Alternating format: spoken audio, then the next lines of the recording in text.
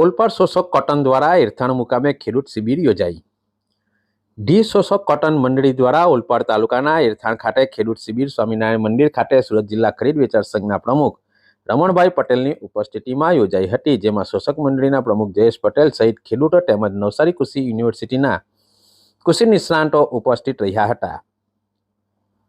શોષક cotton મંડળીના પ્રમુખ જયેશભાઈ પટેલે મંડળીઓની પ્રગતિનો ચિતાર રજૂ કરી ખેતીની પેટર્ન બદલવી પડશે, જમીનને ફળદ્રુપ બનાવવા પાકની ફેરબદલી કરવી પડશે જેવી અનેક ખેતીલક્ષી માર્ગદર્શન આપ્યું હતું। ખેડૂત શિબિરના મુખ્ય વક્તા ડોક્ટર કેજી પટેલ, પ્રાધ્યાપક જમીન વિજ્ઞાન અને કૃષિ રાસાયણિક શાસ્ત્ર વિભાગના નવસારી કૃષિ યુનિવર્સિટીના ડોક્ટર જે પસ્તાકિયા, પ્રાધ્યાપક અને વડા કીટકશાસ્ત્ર વિભાગના નવસારી કૃષિ યુનિવર્સિટી નવસારીના તજજ્ઞ જમીન સુધારણા અંગેની ખેડૂતોને માર્ગદર્શન આપવામાં આવ્યું હતું, જેમાં હાલના સમયમાં જમીનની સારી ફળદ્રુપતા વધારવાના ઉપાયો કઈ રીતે કરવા જોઈએ, જમીનમાં જે તત્વોની ઉણપ છે તે પ્રમાણે ખાતર આપી માવજત કરવું જોઈએ, પાકોની જરૂરિયાત પ્રમાણે જ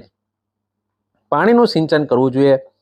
વધુ પડતું પાણી અને ખાતરને લઈને જમીનો બગડી રહી છે અને દિવસે દિવસે પાકનું ઉત્પાદન ઘટતું જાય છે, જે એક ચિંતાનો વિષય છે।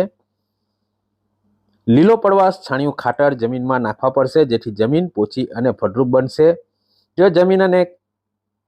ફળદ્રુપ બનશે તો ઉત્પાદનમાં પણ વધારો જશે, એવી અનેક માર્ગદર્શન દ્વારા માહિતી આપવામાં આવી હતી। ખેતીલક્ષી અને જમીનની માવજત કઈ રીતે કરી શકાય,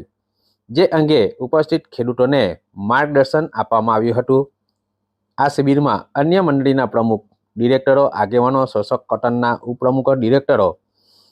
સહિત સભાસદો અને ખેડૂત તેમજ ગ્રામજનો મોટી સંખ્યામાં ઉપસ્થિત રહ્યા હતા। આજે દેશની પ્રથમ કપાસમાંથી શોષક કોટન મંડળીના ઉપક્રમે ખેડૂત શિબિર યોજાયો હતો। ખાસ કરીને ખેડૂતો નારાજ થયા છે, ખાસ કરીને જે રીતે ખેત ઉત્પાદન ઘટી રહ્યા છે એના અનુસંધાનમાં વિજ્ઞાનનો ઉપયોગ કરીને ખેત ઉત્પાદન વધે દિશાના પ્રયત્ન ખાસ કરીને કૃષિ તજજ્ઞો નવસારી કૃષિ યુનિવર્સિટી જયેશભાઈ પસ્તાકિયા સાહેબે ખૂબ જ સરસ માર્ગદર્શન આપ્યું અને ખાસ કરીને ખેડૂતો જે રીતે સેન્દ્રિય ખાતરનો વપરાશ ઘટી રહ્યો છે, સેન્દ્રિય ખાતરનો વપરાશ વધે અને પાકની ફેરબદલી થાય અને ખાસ કરીને શેરડીનો વિસ્તાર છે તો શેરડીના વિસ્તારમાં ખાસ કરીને લીલો પડવાશનું વાવેતર થાય અને ત્યાર પછી ઓક્ટોબરમાં જ વાવેતર થાય, એ તમામ દિશાના સૂચનો ખેડૂતો આવકાર્ય કરીને આવનારા દિવસોમાં મક્કમતાથી ખેતી વ્યવસ્થામાં ઉત્પાદન વધે એ દિશાના પ્રયત્ન કરવાની આજનો મેસેજ હતો। મારું નામ ડૉક્ટર જયેશ પસ્તાકિયા, હું નવસારી કૃષિ યુનિવર્સિટીમાં કીટકશાસ્ત્ર વિભાગમાં પ્રાધ્યાપક અને વડા તરીકે છું। આજે શોષક મંડળી ખાતે શોષક મંડળી દ્વારા આજે જમીન સુધારણા વિશે જે જમીનના જે પ્રશ્નો છે એના માટેની ખાસ ખેડૂત શિબિર રાખવામાં આવી હતી। તો આજની ખેડૂત શિબિરમાં જમીનને લગતા પ્રશ્નો વિશે ચર્ચા કરવામાં આવી અને આપણે જાણીએ છીએ કે ધીમે ધીમે આપણી જમીન બગડતી જાય છે, એની ફળદ્રુપતા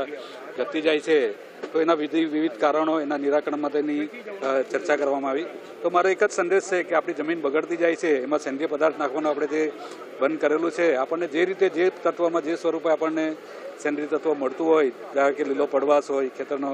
કચરો ખેતરમાં સડાવવાની વાત હોય, કે બેક્ટેરિયાનો ઉપયોગ કરવાનો હોય, કે જીવામૃતનો ઉપયોગ કરવાનો હોય, કે છાણિયા ખાતરનો ઉપયોગ કરવાનો હોય, કે પ્રેસમટનો ઉપયોગ કરવાનો, જે પણ રીતે આપણે જમીનની તંદુરસ્તી સુધારીને જમીનમાં જેટલું પણ આપણે સેન્દ્રિય પદાર્થ વધારે નાખશું તો જમીનના બેક્ટેરિયા જીવંત રહેશે અને આપણે ઘણી બધી મુશ્કેલીઓમાંથી હલ કરી શકશું। પાણીના જે ખારાશવાળી પાણીના પ્રશ્ન છે એ પણ આપણે ધ્યાને લેવા જોઈએ કે જેથી આપણે એનું પણ નિરાકરણ લાવી શકીએ। તો આપણી ટકાઉ ખેતી થાય એ માટેના આજે અહીંયા પ્રશ્નો ચર્ચવામાં આવ્યા અને આશા છે કે ખેડૂતો આનાથી માહિતગાર થયા હશે અને એને અપનાવીને પોતાની જમીન સુધારશે। આભાર।